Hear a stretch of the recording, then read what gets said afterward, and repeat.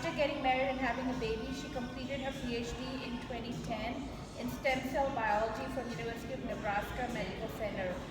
She moved to Houston in 2011 for postdoctoral work. She has worked as a faculty for biology in Lone Star College, Cy-Fair, and as a research scientist in a stem cell therapeutics lab at the Texas Medical Center. She started her own tutoring company called Club Z, in-home tutoring, in 2016 to provide academic help to students of all grade levels in their home by recruiting local educators. She's currently serving on the board of directors for the Cy-Fair Houston Chamber of Commerce and will be the chairwoman of the board in 2026. Maybe she can be our dancer.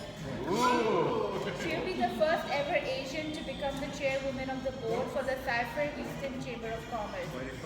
She also serves on the board of directors for Shield Barrier Counseling Centers and Leadership North Houston programs. She serves as a treasurer for Houston Maharashtra Mandal, a local non-profit cultural organization. Dr. Sunil is an artist. She loves to paint, dance, and act in theatrical productions and socially relevant short films. She also likes to MC at cultural and private events. She lives in Cyprus with her husband, Mr. Tushar Patel, son Vehat, who is a junior at high school. My daughter is also a junior, and sweet dog called Zoe. So I want you guys to welcome Dr. Sunil. Thank you. Thank you so much for agreeing to be here. No, this was apart from the drive. Cyprus. It wasn't too bad. The good thing was that I was feeling good that most of the cars were going in the opposite direction. Right. So I was like, hey, until I entered Katy, and then And everything stopped. then everybody was in each other. So, yeah. But other than that, I think some of my friends live here, so we used to come here very often when our kids needed play dates. So this is not new to me, and thank you so much, Sophia, for reaching out. And I'm always excited to talk to people, share my story. Maybe it's in the Asian culture that we don't talk about ourselves as much. We feel, oh my God, this is like, putting your own, driving, having your own trumpet or whatever it is. But it has taken me a lot of practice and a lot of self-coaching to be able to come out of that thought process and be able to share what I'm going to. So I'm going to try. I'm not there yet, but I'm going to try. So she already told me what I have told you guys what I have done. But what I want to touch base a little bit is how I did it, because sometimes that's where the story is how sometimes we accomplish things that we never thought we would accomplish. So for example, when I was born, I never thought, I will grow up, become a PhD, stem cell scientist, go to America and be talking in front of people. Why not? I didn't think about it. But no, what I'm going to share with you is what life has taught me. It has nothing to do with I'm not a preacher. I'm not going to tell you anything. You guys are already pretty accomplished. You all are here. But what I'm going to share is some of the things that I learned along the way that I thought changed the trajectory of how things happen in my life. So as she said, I was born in Bombay. We had a short family. My mom, dad, me, and my younger sister. My dad was in the merchant navy, so we traveled around the world. Used to board a ship, used to travel quite a bit. So life was good until it wasn't.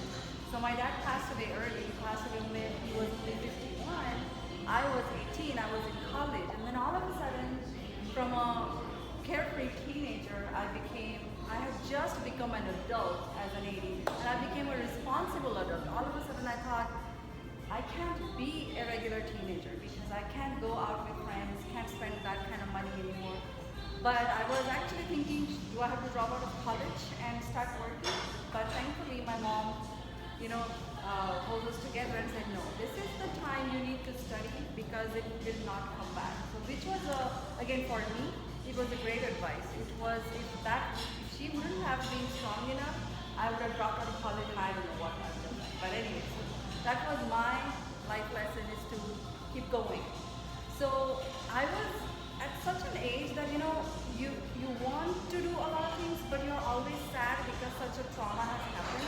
So I didn't know how to do it. And honestly speaking, back in 90s, counseling wasn't a thing. Only mad people went to counseling. Is what it was looked upon. So I wasn't mad. So I didn't go to any counselor, did nothing. So wanted to deal with it on my own, which was hard. But what I did was I just focused on one thing, which I got solace in, I got comfort in, which was studies. I just thought, okay, you know what? I'm just gonna open my book and I'm just gonna read because whenever I feel sad, I don't know what else to do. So I just kept reading and studying. Do we want to go to the soups? If she can, We can- she knows. She knows, okay, she knows it. All right. So I buried my head in the books. I studied, and then I studied so much that I actually taught my university for my bachelor's degree.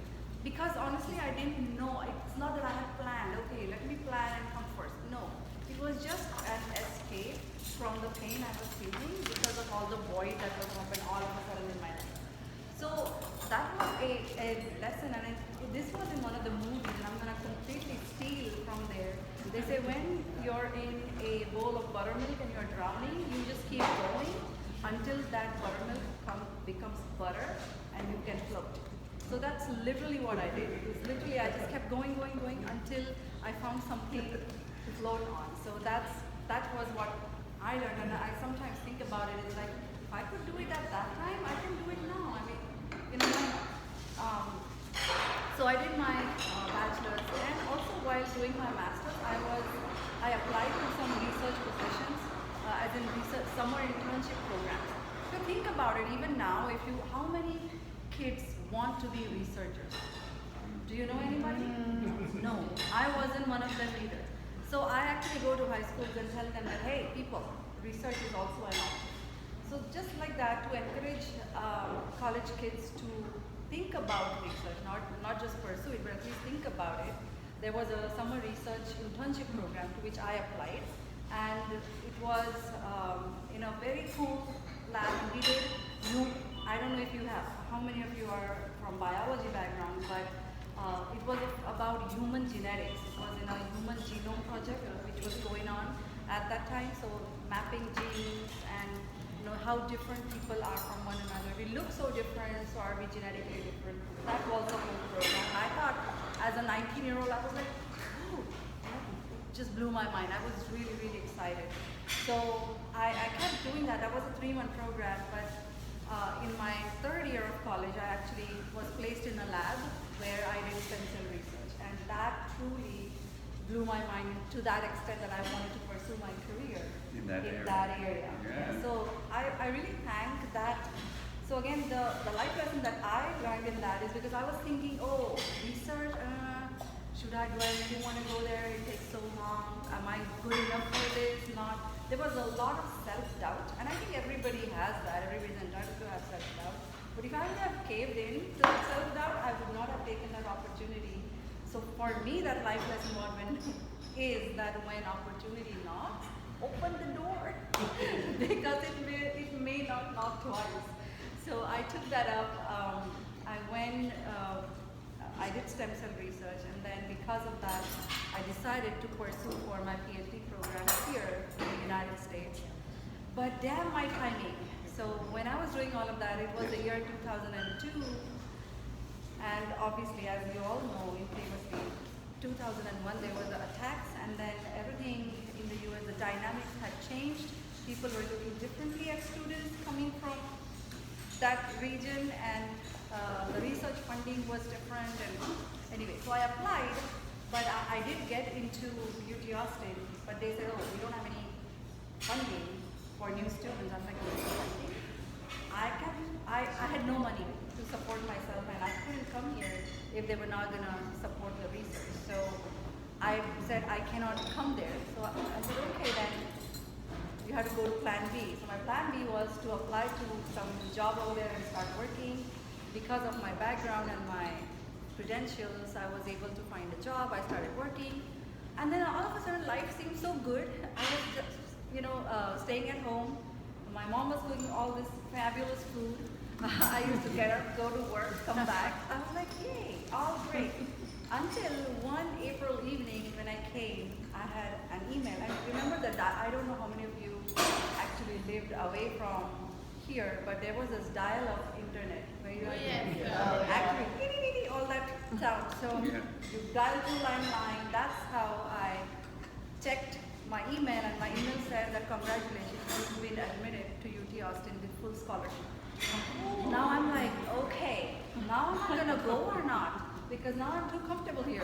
So I was like, okay. You're giving up a lot for something you're not sure of. Yeah, and I didn't know anybody. This was a completely different country. Didn't know anybody. Never seen it. Like, should I go there or just continue? It's a pretty good job, pretty decent pay. But then my advisor said if I ever wanted to pursue PhD in stem cells, there are more opportunities in the US in terms of, at that time, with patents, with reagents, with everything. It's just easier to get a PhD here than there.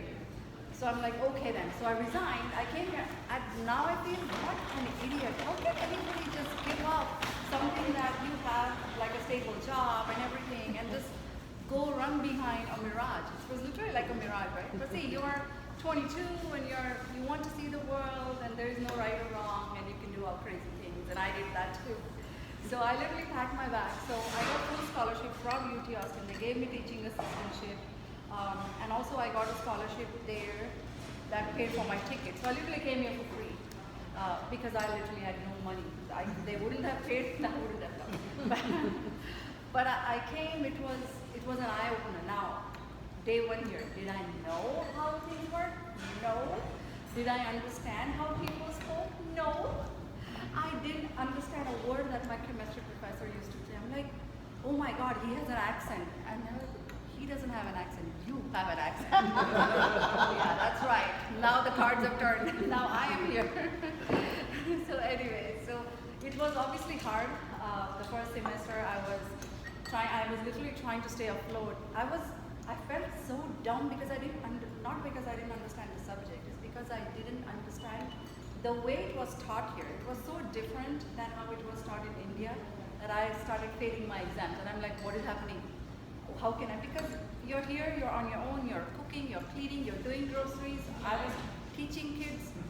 I was doing so many things that I didn't know how to handle everything. And like a juggler, I was dropping balls. I didn't know. I was scrambling and I didn't know what to do. I was like, oh my God, and I don't know how many of you came here as a student, but if you fail 2 classes in a semester, and if your GPA drops below 3 points, so it's a 3.0 GPA. So if you go below 2.0, then you have to pack your bags and go back because your I-20 basically becomes invalid. So I'm like, oh my God, how can I make sure my kids are not failing? Because that's how my performance review is going to be, and how do I make sure I don't fail myself? So that was quite a challenging time for me. When I first came here as a student, I was a student myself, and I was also trying to be a teacher and everything. So. And also the accent, and I'll share a very funny story. There was a guy in my class whose name was Jose. I had never ever pronounced J as a verb, ever. Didn't know. And he told me like a million times that his name was Jose. And I'm like, how can his name be Jose when there is a J in there? So I used to call him Joes, and everybody used to giggle at me. And I'm like, this gotta stop sometime. I have to learn his name. But I learned his name, Jose, finally. But they still used to giggle. They always used to call me, oh, this is the girl who doesn't know how to say Jose. And then one time I wrote my last name on the board. And I said, okay, now you guys pronounce my last name. Yeah, handle this one. Yeah, say this. And they're like, tall, ha. I'm like, no, you're butchering it. It's just how it means. It's just long, but it's just tool, job, worker. From that day, nobody teased me. And I also got the name Jose. So that was That's beautiful analogy. I was like, oh my goodness, how am I going to ever crack this code? But yeah, that was, those initial days of the freshness of a new country and everything, trying to learn one person that always stood was a guy who came to pick me up at the airport through student association. And then 2 months later, he proposed to me. And I said no, because I was like, what? I'm here to get a PhD. It's a 7-year thing. I can't distract myself by, dating people and, marrying, and no. So I said no. So he got dejected. He graduated, he went to New York to get his first job. And when he went to New York, I realized that no, he is the guy. So I actually left. I followed him to New York City. We got married. He is still my husband. If you didn't get the hint, that's my guy. But yeah, we got married. We went back to India, got married, came back, and then actually one of the professors in the University of Nebraska Medical Center was looking for a student, and I'm like, yay, stem cell research. So we both moved from New York City, went to Nebraska. Another funny thing, people in New York City thought we were leaving the country. When we said we were moving to Nebraska, they had never seen anything outside of George Washington Bridge. They all are like, oh, you're leaving the country? I'm like, no, Nebraska is part of the United States. But for people who live in New York City, that's the That's the whole world. That's their world. Everything west of it, That's they it. don't care about it. Going to New Jersey was a trip. Yeah, Which they is would next say up. that's a countryside. Yeah. If they call New Jersey countryside, for them Nebraska doesn't exist because Nebraska is pretty much just cornfields. But yeah, we moved to Nebraska Medical Center. One thing I have to tell about Nebraska is the healthcare system in Omaha is top notch. It's one of the best in the entire world. So I was part of the medical center, and the care, the standards, the way they treat their patients is just outstanding. And I thought that was just because of people being, less populated, but it's just their care. The standard of care is really good. So I graduated 4.5 years later with a PhD. By that time, I already had a baby. And I think this is my stand-alone advice to anybody who is pursuing a PhD. Get married, because when you're frustrated that your experiments don't work, you can go home and bash your husband. Literally. And then second thing is, don't wait until it's too late to plan a baby. For me, at least, I was blessed to have a good advisor. He told me when I was pregnant that, okay, this is the time you wrap up your experiments, start writing your dissertation. So when my baby was 10 months, I defended my dissertation and got my degree. Not everybody is fortunate like that, but I was. So my advisor was from England. So again, so many funny stories with English from Britain versus English from America and English from India. Oh my God. We still have more similarities when you do British, India, and Yes. we say the same things. Correct, Because my husband exactly. is British too. Yes, exactly. And then, my advisor and I, sometimes they used to, just me and my advisor were able to, have a conversation with some words, and other people are like, what were those half of the words you're talking about? Oh, and my advisor would say, that's proper English. But yeah, so I graduated in 2010 with my PhD. We moved here in 2011 in Houston. Why did we move to Houston? Because it was so cold in Nebraska. We wanted to come to a warmer place. So when it is 100 outside, we cannot complain because that's what we saw, that it's warm year round, let's go move here. So we moved here. I was working at MD Anderson for my postdoc. And also in a stem cell therapeutics lab, I was doing spinal cord injury patient research, which was my thing, but I always liked to teach. That was my thing. So I started my company, Club Home Tutoring, in 2016 to fuel my passion towards teaching. So now we hire tutors and they go to students' homes to teach one-on-one and all subjects and all ages and everything. So that's my passion apart from research. So in addition to research and teaching and everything, I like to work in short films. So we That's what attracted me to your, were like doing short films? Right. So I did a theater performance in 17, and it was, I had no idea, but there was there were like 1,000 people in attendance, and they really liked my performance. That was my first performance after probably high school that I hadn't done. I didn't know myself that I could act or not, because after that, I had a fun time, acting in there. But after that, some of the directors in Houston, they approached me and they said, hey, we have a role. I'm like, I've never done any film. I'm a researcher, I'm a teacher, tutor, entrepreneur, what do you call it? They're like, give it a shot. We saw your performance, you were amazing. But theater and short films are very different in how you approach acting. Theater is loud, you're supposed to make connection with the audience. And short films is exactly the opposite. You're supposed to be subtle, because when you have a camera that is completely zoomed in the frame, you can't even move that much. So it's very different in how you act in both of those realms. So I have done, somebody told me I did 24. So I have done 24 short films in different things. My recent one is on dementia.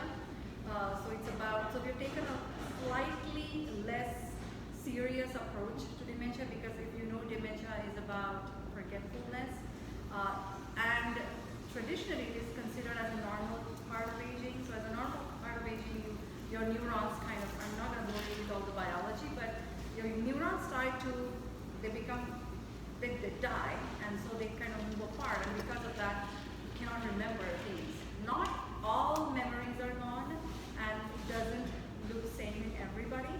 So our movie actually shows that the person, and this is very common in everybody, the person who is the main dementia patient, he remembers certain part of his life very, very vividly, but doesn't remember things like, oh, where did I put my glasses, or what is your name, something like that. So that's our movie about, and there's no cure, there's no medicine for dementia. But that's what my latest movie is, and it's English, Hindi, and it has English subtitles. So if you have time, please go ahead and watch that movie. And yeah, other than that, I have this year. So like how you never stop learning, this year I've discovered that I can do MC. I don't know. So MC. Yeah. That's good to know. Write that down. So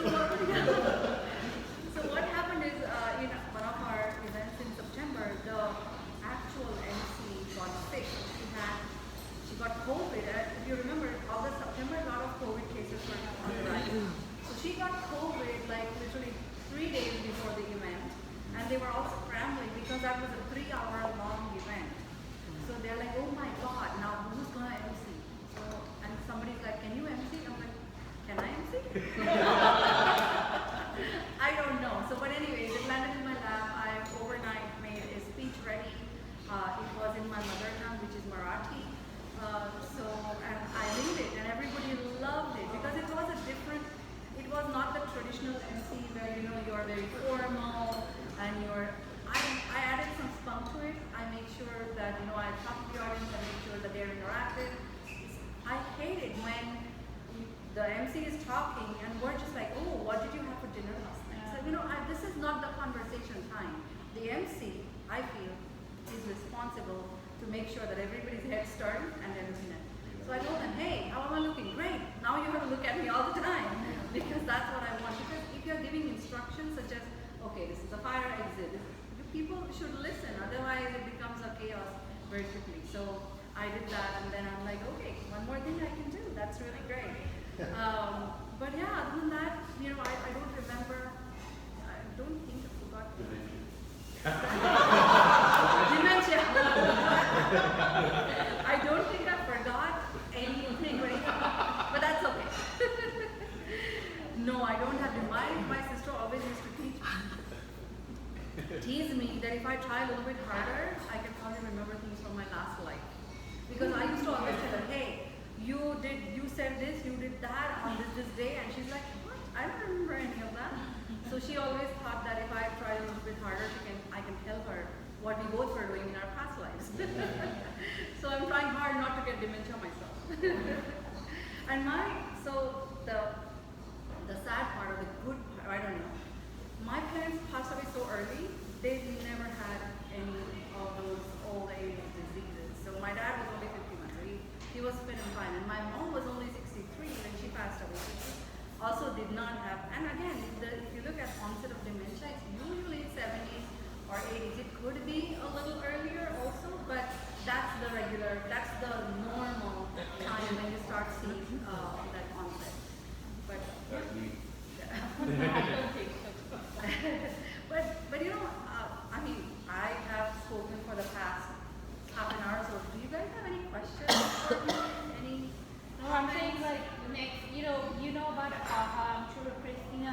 So Christina from HCC was her friend, like a good friend, and she said my friend the short films. That's how she introduced. So Yeah. I think it's a picture film or something. yeah, do a feature film of your like because we like to APAHA is like our mission is to promote culture, heritage Oh, of cool. Asian. Yeah.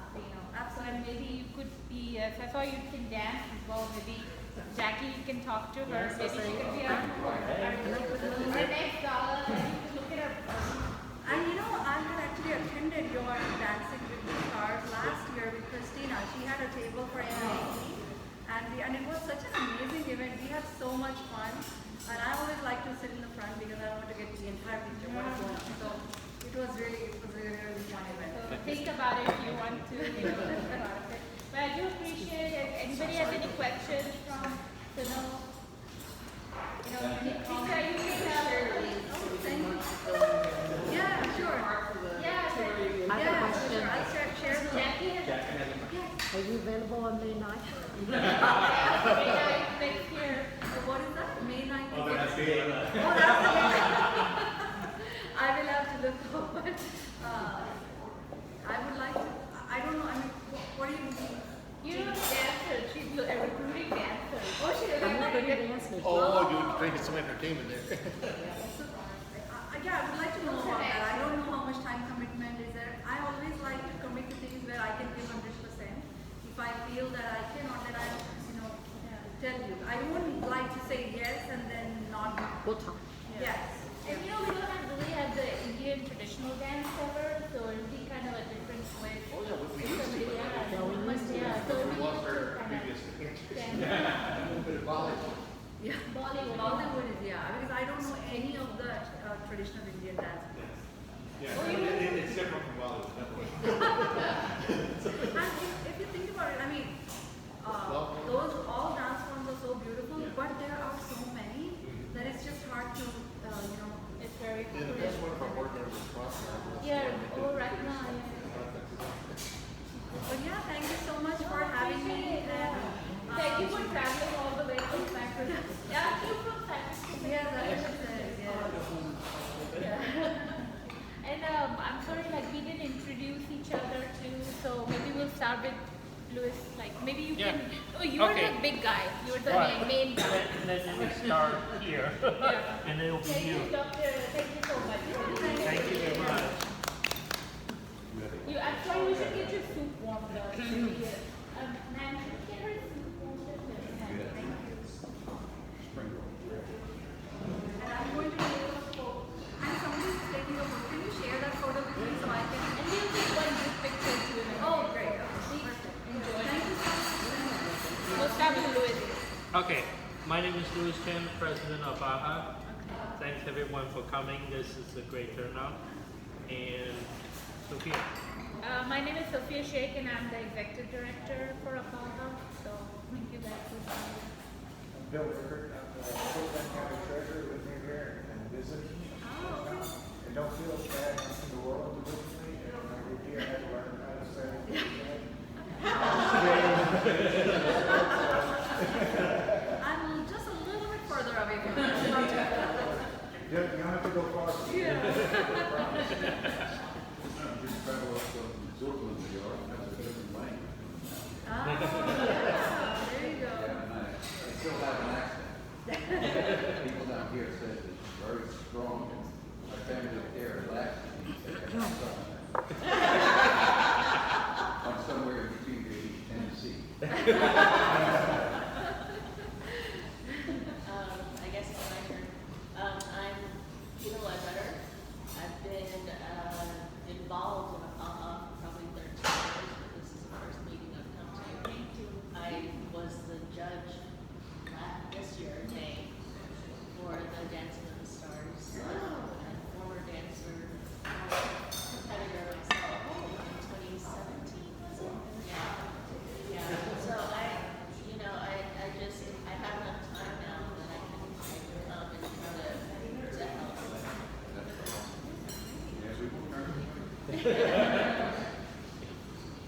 My name is Nina Karsh. I am the secretary. John Chen, I was past president in Fire Papa since like 92.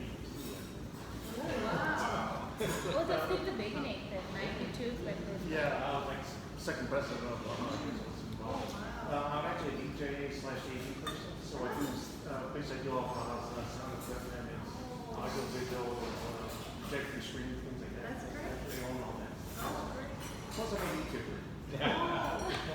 My son's, what do you call, dream profession YouTuber. was YouTube. Every young person, yes. Yeah. But guess what? I got the silver button just the other day. That's great. Hi, I'm David Wynn. I was a former president right before Lewis. I have a funny story with that as well. My wife, she works in the medical field and she was calling out a patient and she did the same thing, but his name was Jesus. So they always joke with her, "Did you find Jesus yet? Have you found Jesus?" Because she just kept screaming out Jesus, and the whole room just kept laughing. I lost my voice. My name is Jackie Leon, and I'm the vice president of AHA, and also on the gala committee. So. Hello everyone, my name is Tony. I'm interested in joining AHA and getting to know it more. So, yeah. Thank you. Thank you so much for joining. Thank you for everyone. Yeah, thank you. Now we can all enjoy our dinner and do it.